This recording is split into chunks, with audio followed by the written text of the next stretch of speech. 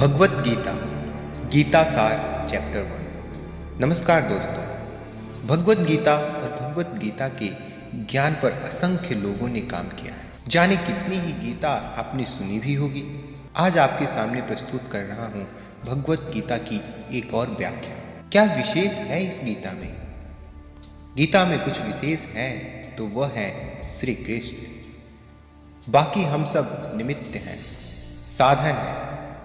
लेकिन यह मेरा खास प्रयास है कि हमारे आज के ज़माने में यह ग्रंथ हमें रास्ता दिखाए, आसानी से गीता को हम सब समझ पाएँ और अपने रोज़मर्रा के जीवन में इसका उपयोग कर पाएँ। वैसे गीता के बारे में बहुत कुछ कहा गया है, सुना गया है। शायद ही कोई ऐसा धर्म ग्रंथ है जिस पर इतना लिखा गया है।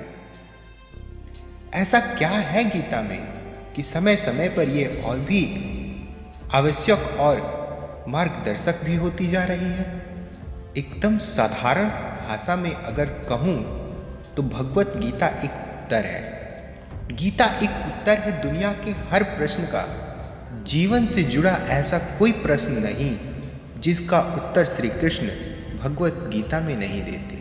हमारे मन मस्तिष्क में कोई भी शंका, परेशानी, चिंता, किसी भी तरह का आवेग, किसी भी तरह की दुविधा हो, दुनिया के हर धर्म संकट, हर परेशानी का उत्तर है गीता में। भगवत गीता में 18 अध्याय हैं और हर अध्याय में वेदों और उपनिषदों का सार है। अरे भाई, इसे वेद या उपनिषद समझकर डरिएगा नहीं। ये मत सोचिएगा कि ये हमारी और आपकी समझ से दूर है। इसके हर अध्याय, हर श्लोक में आप अपने आप को अर्जुन समझिए, क्योंकि अर्जुन की हर शंका, उनका हर डर, हर समस्या वैसे देखा जाए तो हमारी ही परेशानी है और हर परेशानी का हल बता रहे हैं श्री कृष्ण। कृष्ण को सिर्फ अर्जुन का साथी मत मानिएगा, उन्हें अपने जीवन का साथी भी मानिएगा।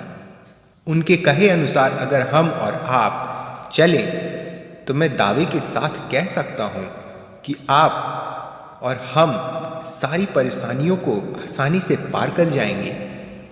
ज्ञान या धर्म ग्रंथ की बड़ी बड़ी बातें मेरे साथ नहीं होंगी। दोस्तों, यहाँ पर जीवन की प्रैक्टिकल सच्चाई और प्रैक्टिकल प्रॉब्लम की बात की जाएगी। तो आइए हम चलते हैं भगवत गीता के 18 अध्याय के सफर पे।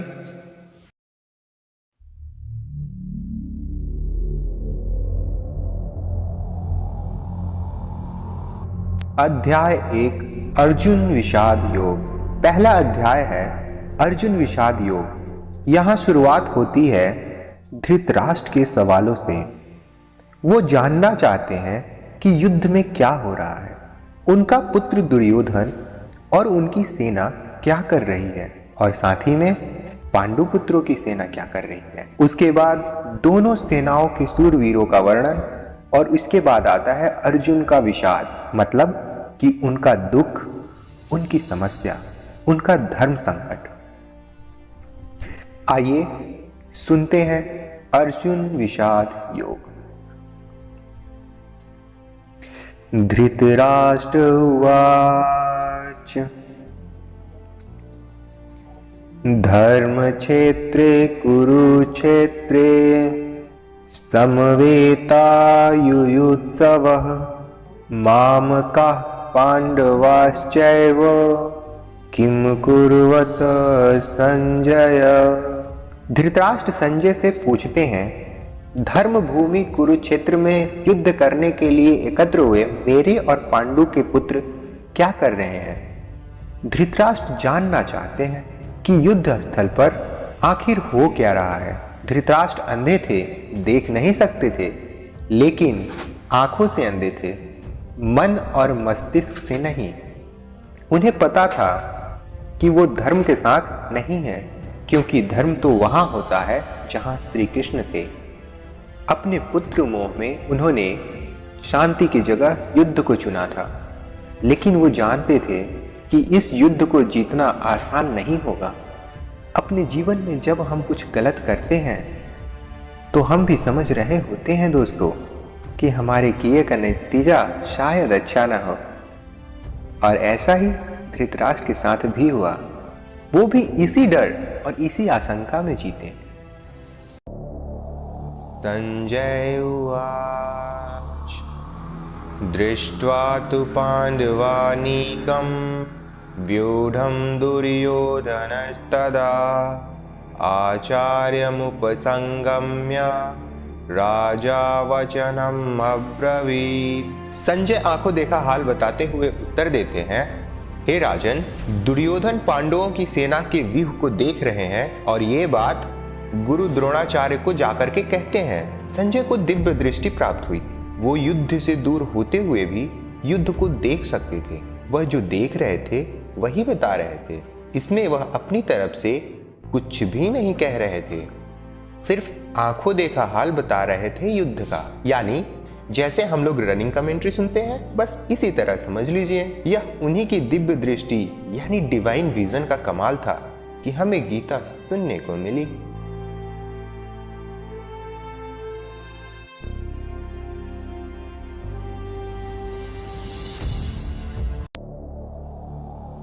पश्यतां पाण्डुपुत्राणाम् आचार्यमहती च मुं व्यूढां द्रुपदपुत्रेण तौ शिष्येण धीमता।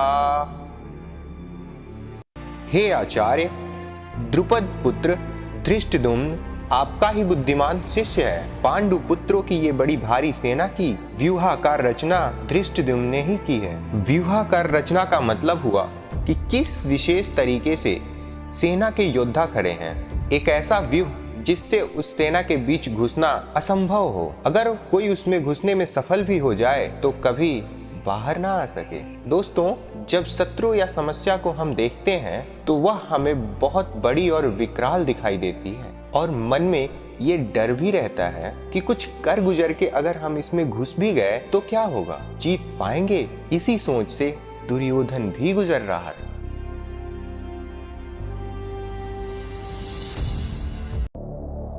अत्र सूरा महेश्वासा भीमार्जुन समायुधि युयुधानो विराटश्च द्रुपदश्च महारथ धृष्टकेतुश्च कीतानः काशीराजश्च वीर्यवान् पुरुजित् कुन्तिभोजश्च शैव्यश्च नरपुङ्गवः युद्धामन्युश्च विक्रान्त उत्मौजाश्च वीर्यवान् सौभद्रो द्रौपदेयाश्च सर्व एवा महारथा। इन 3 श्लोक में दुर्योधन पांडु पुत्रों की सेनाओं के महान योद्धाओं का नाम ले रहा है। जब भी युद्ध होता है तो आप अपने सामने खड़ी सेना, उस सेना के योद्धाओं को जांचते हैं और परखते हैं। वैसे ही दुर्योधन भी कर रहा है। दुर्योधन द्रोणाचार्य से कहता है, बड़े बड़े धनुषों वाले तथा युद्ध में भीम और अर्जुन के समान सूरवीर, सात्विकी और विराट तथा महारथी राजा द्रुपद, धृष्टकेतु और चेकितान तथा बलवान काशीराज, पुरुजित, कुंतीभोज और मनुष्यों में श्रेष्ठ सैव्य, पराक्रमी युद्धामन्यु तथा उत्तमौजा, सुभद्रा पुत्र अभिमन्यु एवं द्रौपदी के 5 पुत्र, ये सभी महारथी हैं। इससे हमें ये पता चलता है, चाहे शत्रु हो या शत्रु के जैसी समस्या, उसके बारे में सब कुछ जानना चाहिए। दोस्तों, समस्या के हर पहलू से हमें वाकिफ होना चाहिए। समस्या के हर पार्ट, उसके अंग के बारे में मालूम होना चाहिए, जैसा कि दुर्योधन भी कर रहे हैं। अस्माकं तु विशिष्टाये तानि बोध द्विजोतम नायकामं सैन्यस्य संज्ञार्थं तान् ब्रवीमि ते।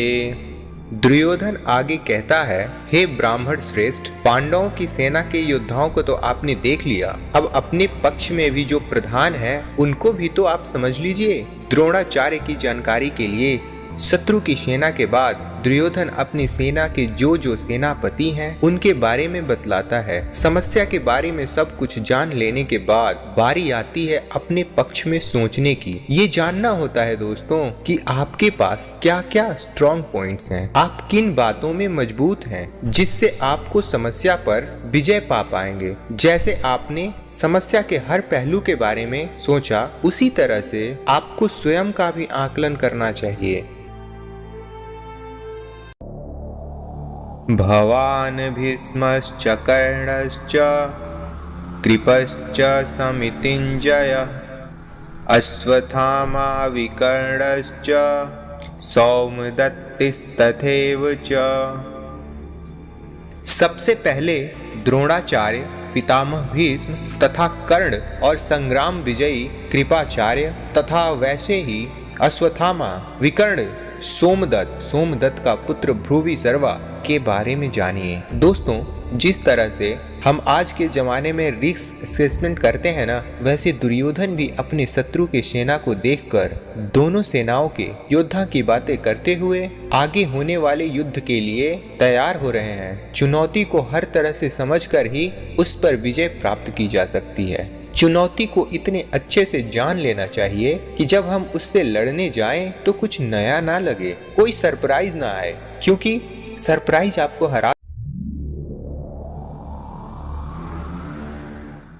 अन्ये च बहवः सुरा मदर्थे त्यक्तजीविताः नानाशस्त्रप्रहरणाः सर्वे युद्ध विशारदाः। दुर्योधन गर्व के साथ कहता है, मेरे लिए जीवन की आशा त्याग देने वालों की कमी नहीं, ना ही नहीं, यह सूरवीर अनेक प्रकार के शस्त्र अस्त्रों से सुसज्जित हैं और ये सब के सब व्यूह में चतुर हैं। दुर्योधन के एक इशारे पर उसकी सेना के सूरवीर लड़ने मरने को तैयार हैं। उन्हीं को देख दुर्योधन खुश हो रहा है। दुर्योधन के साथ युद्ध में लड़ने के लिए सूरवीर थे जो उसके लिए मरने को तैयार थे। लेकिन आप जब अपने जीवन की चुनौतियों से लड़ते हैं तो आपके साथ कौन होता है? आपके साथ होता है आपका हुनर, आपकी हिम्मत, आपकी मेहनत, आपके संगी, आपके अपने रिश्तेदार। जैसे सूरवीर दुर्योधन के लिए कुछ भी करने को तैयार थे, वैसे ही यह आपके लिए कुछ भी कर सकते हैं।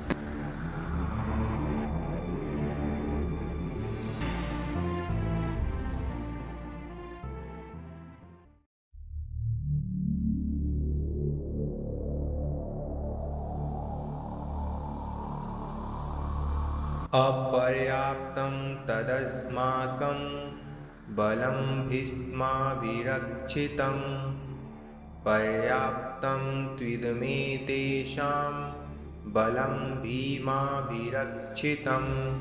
दुर्योधन आगे कहता है कि भीष्म पितामह द्वारा रक्षित उनकी सेना सब प्रकार से अजेय है और वहीं शत्रु की सेना भीम द्वारा रक्षित है।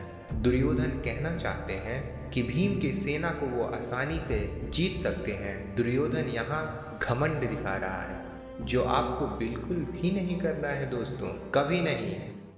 क्योंकि अगर दुर्योधन जानता कि वो दूसरी सेना को हरा देगा तो फिर वो युद्ध ही क्यों करता? युद्ध को जीतने के लिए दूसरों को हराना पड़ता है। अगर चुनौती और समस्या को देखकर हमें लगता है कि हम जीत जाएंगे तो विश्वास या आत्म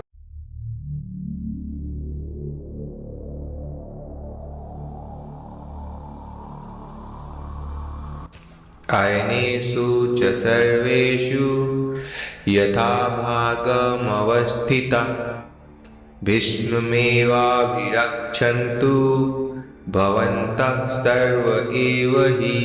दोनों सेनाओं के इस तरह के वर्णन से दुर्योधन अपनी इस बात पर पहुंचना चाहता था, और वो ये कि हर किसी को अपने अपने मोर्चों पर अपनी अपनी जगह स्थित रहते हुए निस्संदेह भीष्म पितामह की रक्षा करनी है। कहने का मतलब, आप होने वाले युद्ध में सबसे अधिक उसकी रक्षा करते हैं जो आपके लिए युद्ध के लिए सबसे अधिक आवश्यक हो। जैसे कि दुर्योधन और उसकी सेना के लिए भीष्म पितामह है। भीष्म पितामह के हारने का मतलब था कि युद्ध हार जाना, और उनके बचे रहने का मतलब कि आप युद्ध हार नहीं सकते। अपनी सबसे बहुमूल्य चीज को तब तक बचा के रखनी चाहिए जब तक कि आप युद्ध पर विजय प्राप्त।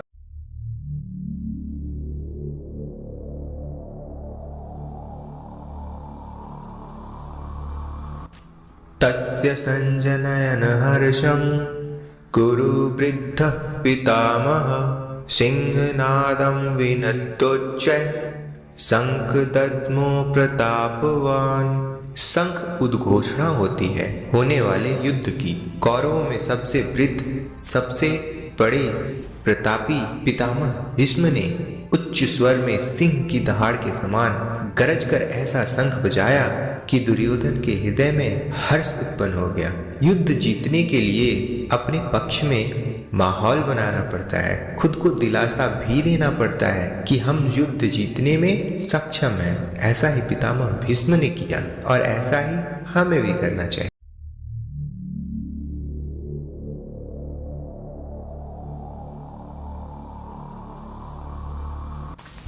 ततः शंखाश्च भैर्यश्च पळवानकगोमुखा सहसैवभ्यहन्यन्त सशब्दस्तु मूलोऽभवत्।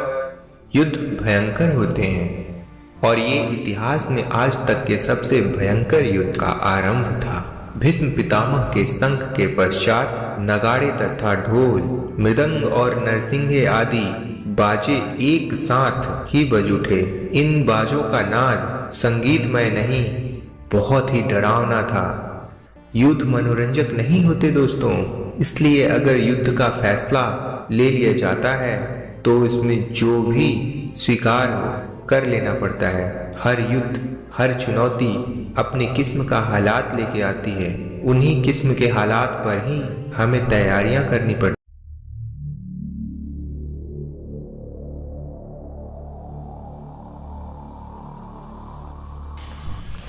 ततः श्वेतैर्हयैर्युक्ते महती स्यन्दने स्थितौ माधवः पाण्डवश्चैव दिव्यो शंखौ प्रदद्मतु। अब बारी थी पांडु पुत्रों की, सेना की शंखनाद की। सफेद घोड़ों से युक्त उत्तम रथ में बैठे हुए श्री कृष्ण और अर्जुन ने अपने अपने अलौकिक शंख बजाए। युद्ध में जब तैयारी होती है ना तो दोनों तरफ से होती है। हर पक्ष अपनी विजय की आशा में खुद को, अपनी सेना को भरोसा देता है। आज के समय में हम खुद के लिए अगर शंख बजाने की उपमा के बारे में सोचे तो ये हो सकता है कि हम कुछ भी ऐसा कर सकते हैं जो हमें मोटिवेट या प्रोत्साहित करे।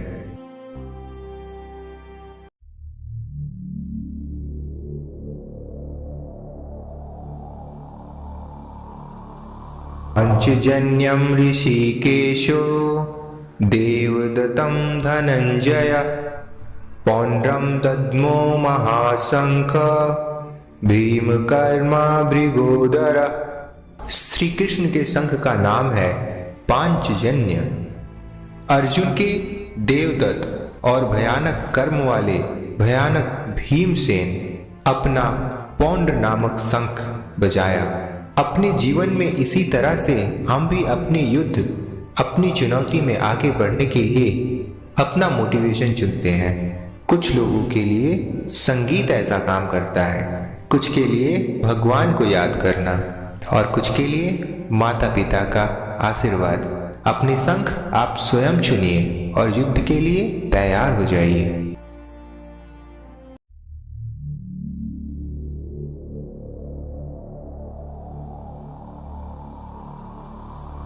अनंत विजयं राजा कुंतीपुत्रो युधिष्ठिरः नकुलः सहदेवश्च सुघोषमणिपुष्पकौ। पांडवों में सबसे बड़े भाई कुंती पुत्र राजा युधिष्ठिर ने अनंत विजय नाम का और नकुल तथा सहदेव ने सुघोष और मणिपुष्पक नाम के शंख बजाए। दोस्तों, मोटिवेशन तो सबको चाहिए। आपने देखा सभी अपने अपने तरीके से युद्ध जीतने के लिए अपना अपना प्रयास कर रहे थे।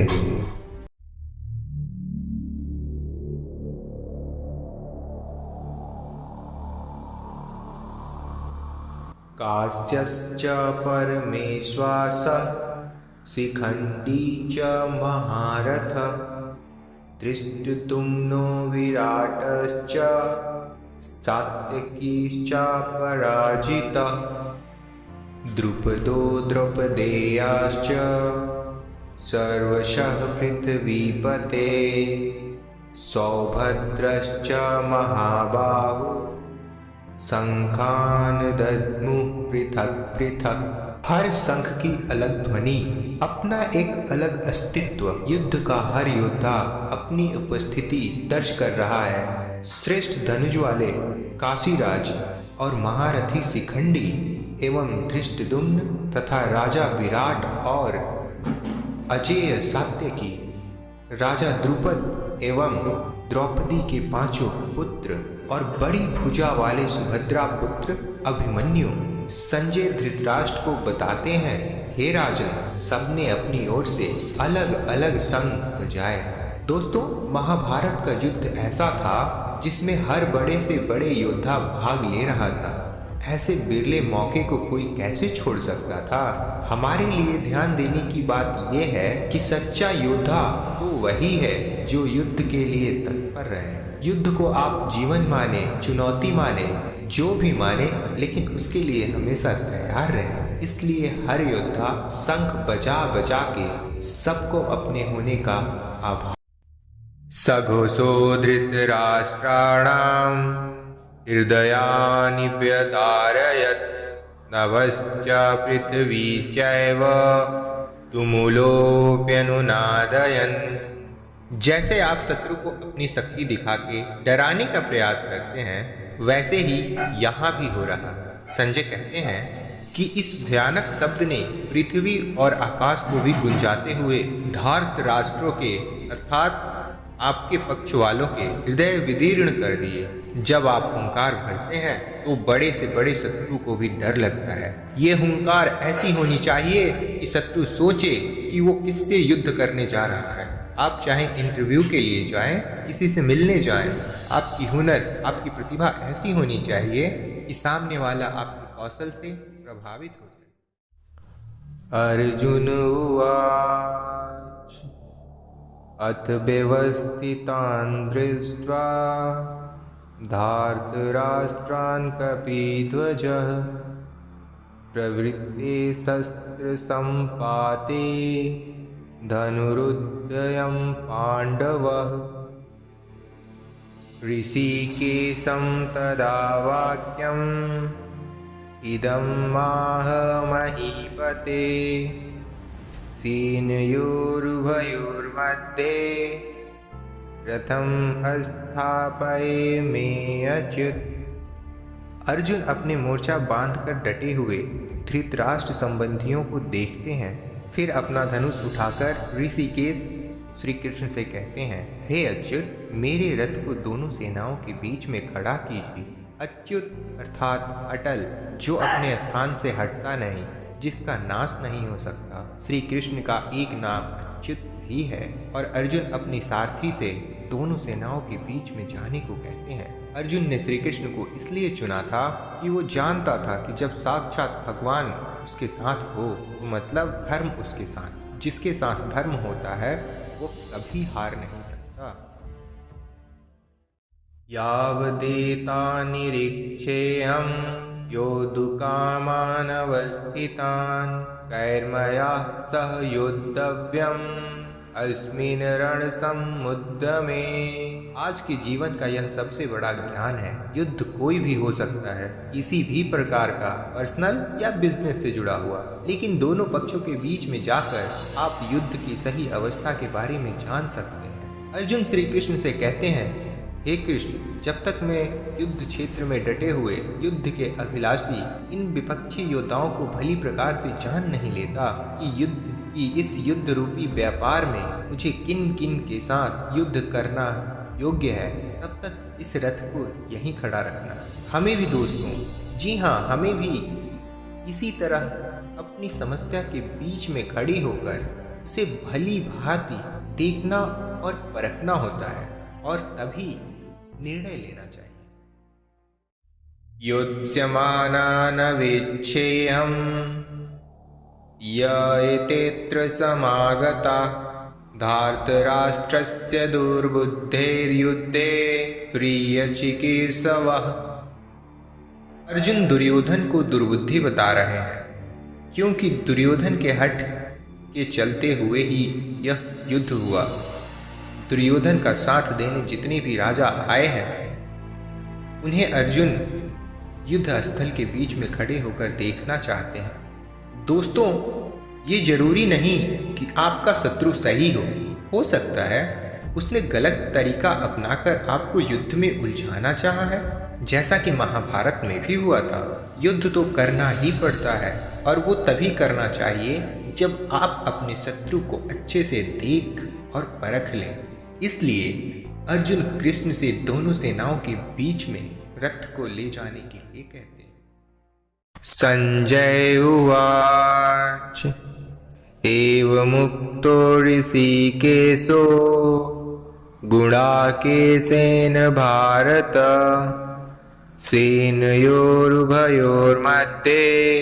स्थापयित्वा रथोत्तमम् भीष्मद्रोणप्रमुखतः सर्वेषां च महीक्षिताम् उवाच पार्थ पश्येतान् समवेतान् कुरुनीति।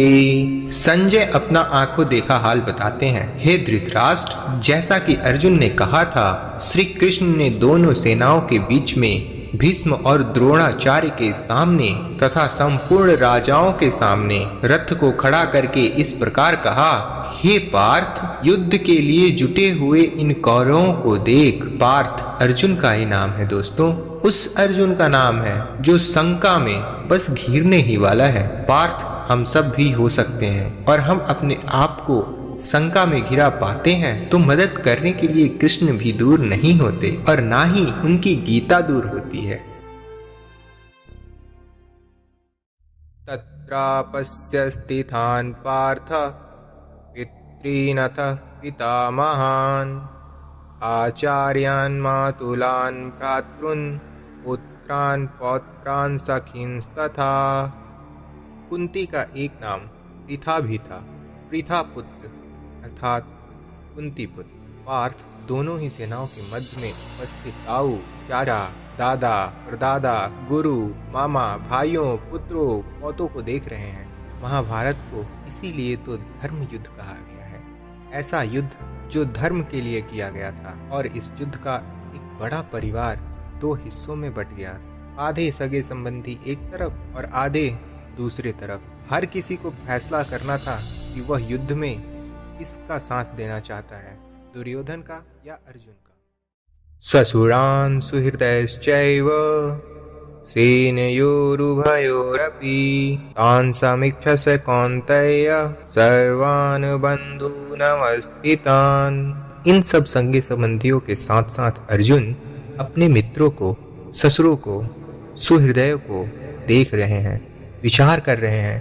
पूरा जीवन पांडु पुत्रों और धृतराष्ट्र पुत्रों के साथ बिताया। सारे सगे संबंधी एक ही तो हैं, दोनों पक्ष में अपने ही तो लोग हैं, किंतु अब अपनों के ही दो पक्ष बन गए हैं। इसमें से एक पक्ष शत्रु का है। हर किसी से अर्जुन की लड़ाई नहीं थी, लेकिन अब युद्ध में वो उसके शत्रु थे और उसे उनके साथ लड़ना होगा। अर्जुन उवाच कृपया पर्याविष्टो विसीदत्रिदमब्रवीत् दृष्टेवमं स्वजनं कृष्ण युयुत्सुं समुपस्थितम्। अपने करीबी एकदम अपने अर्जुन के सामने खड़े थे, लेकिन शत्रु पक्ष में उन उपस्थित संपूर्ण बंधुओं को देखकर वे कुंती पुत्र अर्जुन अत्यंत करुणा से युक्त होकर शोक करते हुए श्री कृष्ण से कह रहे हैं। यहीं से शुरुआत होती है दोस्तों अर्जुन के विषाद का, जिसके लिए संपूर्ण गीता की रचना हुई। कृष्ण को मार्गदर्शन के लिए एक ऐसी रचना करनी पड़ी जो हमेशा हमेशा के लिए हर किसी को सही राह पर चलने के लिए प्रेरित करे और आगे भी प्रेरित करती रहेगी। सीदन्ति मम गात्राणि मुखं च परिशुष्यति वेपथुश्च शरीरे में रोमहर्षश्च जायते। युद्ध की बात करना आसान होता है, युद्ध करना कठिन। ऐसा ही अर्जुन के साथ हुआ। ऐसा ही दोस्तों हम सबके साथ होता है। ऐसे ही शंका का सॉल्यूशन भगवत गीता से श्री कृष्ण के द्वारा हमें मिलता है। दुखी अर्जुन कहते हैं, हे कृष्ण, युद्ध क्षेत्र में डटे हुए युद्ध के अभिलाषी इस स्वजन समुदाय अपनों को देखकर मेरे अंग शिथिल होते जा रहे हैं, जैसे अंगों में शक्ति ना हो और मुख सूखा जा रहा है तथा मेरे शरीर में कंप और रोमांच हो रहा है। न जाने कितनी ही बार ऐसा हम सब के साथ होता है कि जब वो युद्ध के सम्मुख होते हैं तो जैसे शक्ति खत्म हो जाती है। परीक्षा की घड़ी के समय पर भी ऐसी ही घबराहट होती है ना। गांडीवं संस्रते हस्तात्वक् चैव परिदह्यते न च शक्नोम्यवस्थातुं भ्रमतीव च मे मनः। अर्जुन अपने दुख को बता रहे हैं। उनका दुख दोस्तों हमारी दुविधाओं से अलग नहीं है। चाहे हम परीक्षा दे रहे हों, चाहे हम बिजनेस करने जा रहे हैं, चाहे कोई बड़ा मैच खेलने जा रहे हैं, कितने ही ऐसे मौके आते हैं जब हम स्वयं को अर्जुन की अवस्था में पाते हैं। लगता है जैसे हम युद्ध के लायक ही नहीं, युद्ध हम कर ही नहीं पाएंगे। अर्जुन के हाथ से उनका गांडीव धनुष गिर रहा है और त्वचा भी बहुत जल रही है तथा उनका मन भ्रमित सा हो रहा है, इसलिए वो खड़े रहने में भी समर्थ नहीं। निमित्तानि च पश्यामि विपरीतानि केशव न च श्रेयोनुपश्यामि हत्वा स्वजनमाहवे। विश्व का सबसे बड़ा योद्धा अर्जुन हताश है। युद्ध से पहले अगर आप खुद को कांपता हुआ पाते हैं, देखते हैं कि डर से आपका मुंह सूख रहा है, तो आपको निश्चित ही लगता है कि आप हारने वाले हैं। दुनिया खत्म सी होती दिखती है, चारों तरफ अंधकार सा महसूस होता है। ऐसे ही समय में हमें एक मार्गदर्शक की जरूरत होती है। इसीलिए अर्जुन कहते हैं, हे केशव, मैं लक्षणों को भी विपरीत ही देख रहा हूँ तथा युद्ध में स्वजन समुदाय को मारकर मुझे क्या प्राप्त होगा।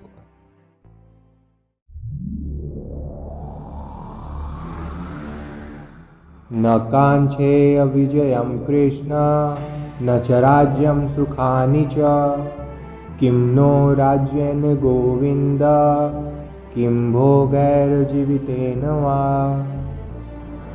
अर्जुन बात को स्पष्ट रखते हैं। डर में सब व्यर्थ लगता है। अर्जुन कहते हैं, हे कृष्ण, मैं न तो विजय चाहता हूँ और न राज्य और ना ही मैं सुखों को चाहता हूँ।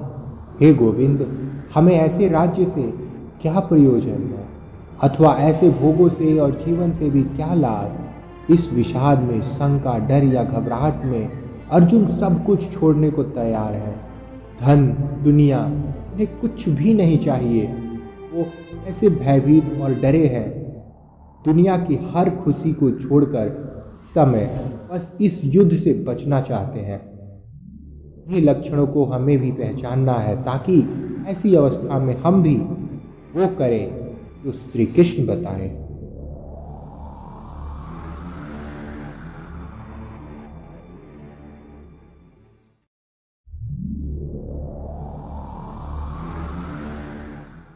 येषामर्थे काञ्चितं नो राज्यं भोगः सुखानि च तैमेव स्थिता युद्धे प्राणान् त्यक्त्वा धनानि च।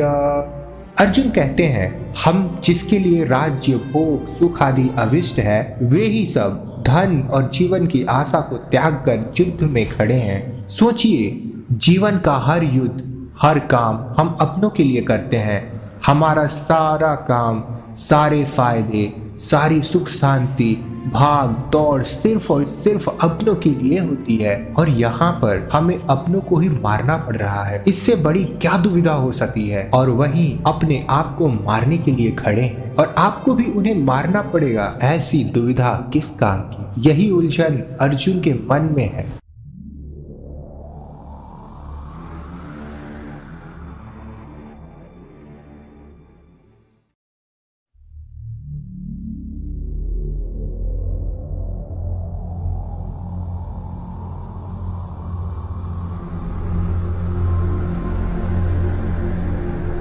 आचार्यः पितरः पुत्रास्तथैव च पितामहः मातुलः श्वशुरः पौत्रः स्यालः सम्बन्धिनस्तथा। अर्जुन के सामने खड़े हैं उनके गुरुजन, ताऊ, चाचे, लड़के, दादे, मामे, ससुर, पौत्र, साले और भी कई सारे संबंधी लोग। अर्जुन अपने हर संबंधी को करीब से पहचान रहे हैं और पहचान के उन्हें बता भी रहे हैं।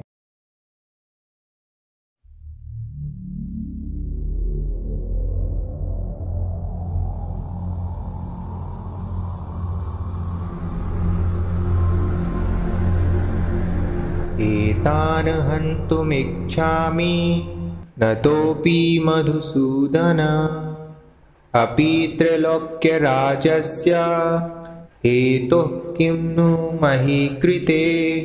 अगर आप युद्ध करने का निर्णय लेते हैं तो क्या आप यह कह सकते हैं कि मैं इस शत्रु को मारूंगा और उसे नहीं? युद्ध में तो हर कोई एक सैनिक होता है और अगर वो शत्रु पक्ष से है तो आपको उसे मारना ही है। तो यही दुविधा है अर्जुन की जो वो बता रहे हैं। हे मधुसूदन, तीनों लोगों के राज के लिए भी मैं इन सबको मारना नहीं चाहता, फिर पृथ्वी के लिए तो कहना ही क्या है। दोस्तों, जीवन में कई बार ऐसी घड़ी आती है जिसमें हम सबको सबसे प्रिय वस्तु का त्याग करना पड़ता है। अगर हम ऐसा करते हैं तभी हमें ध्येय की प्राप्ति होती है। तब क्या अपनी सबसे प्यारी चीज को हम छोड़ सकते हैं?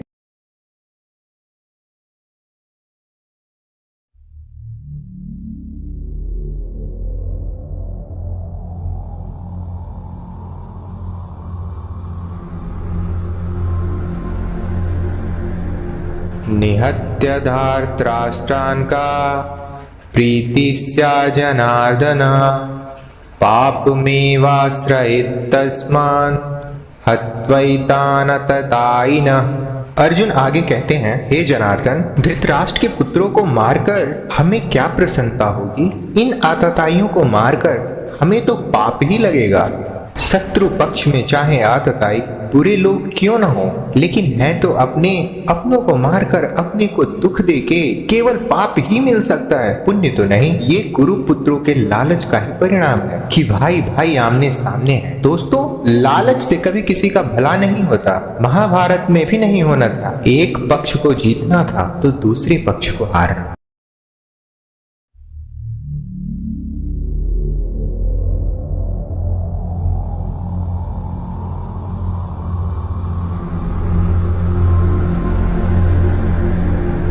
तस्मान्नार्हवयं हन्तुं धार्तराष्ट्रान् स्वबान्धवान् स्वजनं हि कथं हत्वा सुखिनः स्याम माधव। क्या अपने परिवार को मारकर आपको सुख मिल सकता है? इसीलिए महाभारत को धर्म युद्ध कहा गया है। जब ऐसा धर्म संकट हो तो आप क्या करेंगे? अर्जुन पूछते हैं, हे माधव, अपने ही बांधव धृतराष्ट्र के पुत्रों को मारने के लिए हम योग्य नहीं हैं, क्योंकि अपने ही कुटुंब को मारकर हम कैसे सुखी होंगे? दोस्तों, जब आपके सामने कभी ऐसी परिस्थिति आए जिसमें लालच की वजह से बंटवारा हो रहा हो या झगड़ा हो रहा हो, तो ठंडे दिमाग से अर्जुन के इस हालत के बारे में सोचिएगा और देखिएगा, और इतना करके दुनिया का सबसे बड़ा युद्ध करके किसको क्या हासिल हुआ।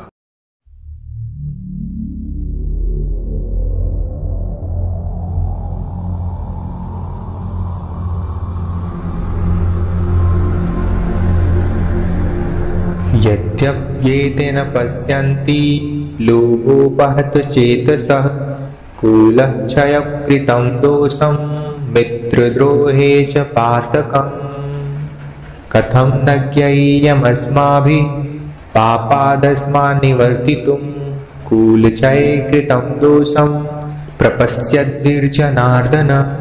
आपका शत्रु किसी भी प्रकार के पाप को करने को तैयार है, लेकिन आप समझते हैं जो गलत है, अनुचित है, उसे नहीं करना चाहिए।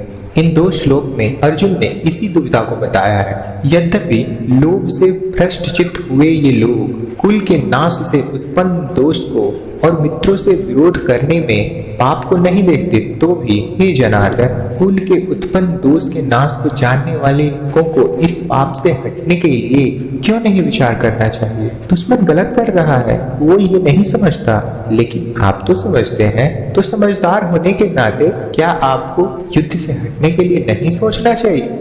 लेकिन अगर युद्ध से हट गए तो उसे आपकी हार मानी जाएगी। तो क्या आप उसके लिए तैयार हैं? कुल क्षय प्रणश्यन्ति कुल धर्मा सनातना धर्म नष्टे कुलम कृतस्नम धर्मो भी भवत्युत। जहाँ परिवार खत्म हो जाता है वहाँ कुछ नहीं बचता। कुल का नाश होने का मतलब सब कुछ खत्म हो जाना होता है। ऐसी ही स्थिति में अर्जुन फंसे हुए हैं। वो कहते हैं कुल के नाश से सनातन कुल धर्म नष्ट हो जाएगा तथा धर्म का नाश हो जाने पर संपूर्ण कुल में पाप भी बहुत फैल जाता है। अर्जुन जो कहना चाहते हैं वो ये है, अगर परिवार नष्ट होता है तो धर्म नष्ट होता है, धर्म के नष्ट होने से पूरे कुल का नाश होता है। परिवार ही है जो हमें अपनी जड़ों से, अपने गुणों से, अपने आदर्शों से जोड़ कर रखता है। उसके खत्म होते ही समाज में चारों तरफ पाप बढ़ने लगता है। दोस्तों, आप चाहें तो अपने चारों तरफ भी देख सकते हैं। जहाँ परिवार का सम्मान नहीं, वहाँ किसी भी बात का सम्मान नहीं होता है और समाज पतन की ओर ही जाता है। अधर्माभिभवात् कृष्ण प्रदुष्यन्ति कुलस्त्रियः स्त्रीषु दुष्टासु वाष्णेर्य जायते वर्णसंकरः। परिवार की भलाई उसकी स्त्रियों पर निर्भर करती है। अगर कोई घर बनता है तो वह परिवार की महिला की वजह से बनता है। जिस घर में महिला नहीं होती तो कहते हैं उस घर का कोई भविष्य ही नहीं होता। और अगर ये स्त्रियां दूषित या करप्ट हो जाएं तो उसका क्या असर होता है? अर्जुन कहते हैं, हे कृष्ण, पाप के अधिक बढ़ जाने से कुल की स्त्रियां अत्यंत दूषित हो जाती हैं और स्त्रियों के दूषित हो जाने पर वर्ण संकर उत्पन्न होता है। संकरो नरकायैव कुलग्नानां कुलस्य च पतन्ति पितरो येषां लुप्तपिण्डोदकक्रिया। वर्ण संकर का यहाँ पर मतलब है जहाँ वर्ण या समाज की मर्यादाओं को सम्मान न देते हुए गलत तरीके से, गलत वर्णों के मेल से जब संतान की उत्पत्ति होती है तो वह सब कुछ खत्म कर देती है। इसीलिए समाज के नियम बड़े सोच समझ के बनाए गए होते हैं दोस्तों, और उन नियमों को बिना सोचे समझे नहीं तोड़ना चाहिए। अर्जुन इसी बात का वर्णन कर रहे हैं। हे कृष्ण, वर्ण संकर कुल घातियों को और कुल को नरक में ले जाने के लिए ही तो होता है। वही पिंड और जल की क्रिया वाले अर्थात श्राद्ध और तर्पण से वंचित इनके पितर लोग भी अधोगति को प्राप्त होते हैं। दोषैरेतैः कुलग्नानां वर्ण संकर कारकैः उच्चाद्यन्ते जाति धर्माः कुल धर्माश्च शाश्वता। अर्जुन ने कहा, इन वर्ण कारक दोषों से कुल घातियों के सनातन कुल धर्म और जाति धर्म नष्ट हो जाते हैं। जहाँ वर्ण संकर होता है ना, वहाँ धर्म का नाश निश्चित है। वर्ण संकर की वजह से, जैसा कि अर्जुन ने बताया, कुल के धर्म का नाश होता है और जाति के धर्म का भी नाश हो जाता है। जब कोई अपने धर्म का पालन नहीं करेगा, अपने कर्तव्य का निर्वाह नहीं करेगा और समाज मनमानी करके अगर कोई नियम नहीं मानेगा तो फिर समाज कैसे रह जाएगा? समाज तो नाम ही कायदे और कानून का है, जहाँ सब सम्मान से बिना किसी डर के एक साथ रह सके।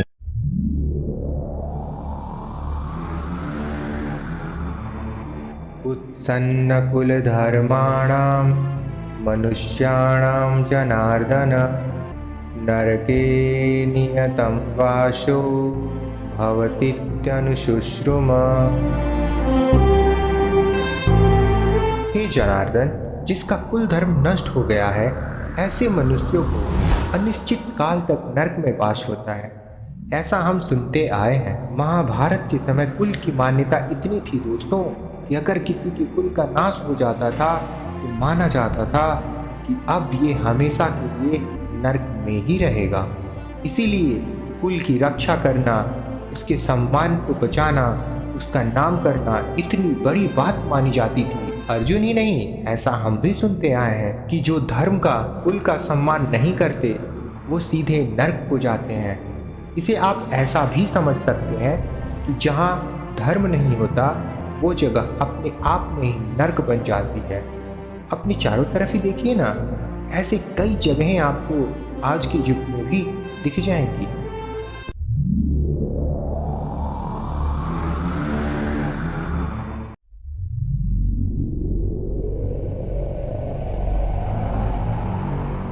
अहोवत् महत्पापं कर्तुं व्यवसिता वयं यद्राज्यसुखलोभेन हन्तुं स्वजनमुद्यतः। अर्जुन आगे स्वयं को दोष दे रहे हैं। सो हम लोग बुद्धिमान होकर भी महान पाप करने को तैयार हैं, जो राज्य और सुख के लोभ से स्वजनों को मारने के लिए उद्यत हो गए हैं। दोस्तों, दुर्योधन जैसा भी है, उसने जो भी निर्णय लिया, लेकिन अर्जुन और उसकी सेना तो समझदार है, तो क्या ऐसा उसके लिए ठीक है? बेवकूफ का पाप शायद माफ भी हो जाए, लेकिन बुद्धिमान से बहुत कुछ की उम्मीद की जाती है। तो क्या समझदार अगर युद्ध के लिए तैयार हो जाता है तो उसकी गलती की माफी मिलेगी? अर्जुन को लगता है कि नहीं मिलेगी।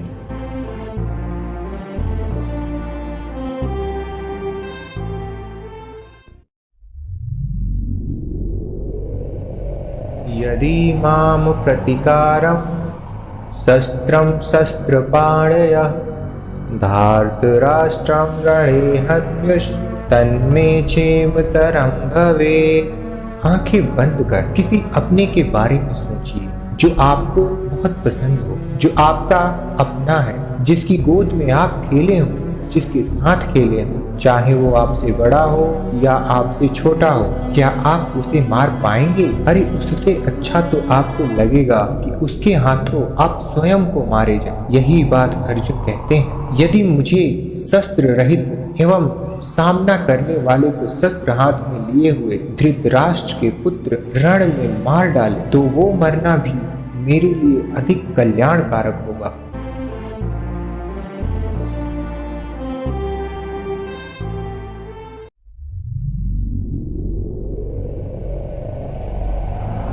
संजय उवाच एवमुक्त्वार्जुनः साङ्ख्ये रथोपस्थ उपाविशत् विसृजये सशरं चापं शोकसंविघ्नमानसः। संजय जो धृतराष्ट्र को इस महान युद्ध का वर्णन दे रहे हैं, वो बताते हैं, हे धृतराष्ट्र, रणभूमि में शोक से उद्विग्न मन वाले अर्जुन इस प्रकार कहकर बाण सहित धनुष को त्याग कर रथ के पिछले भाग में बैठ गए।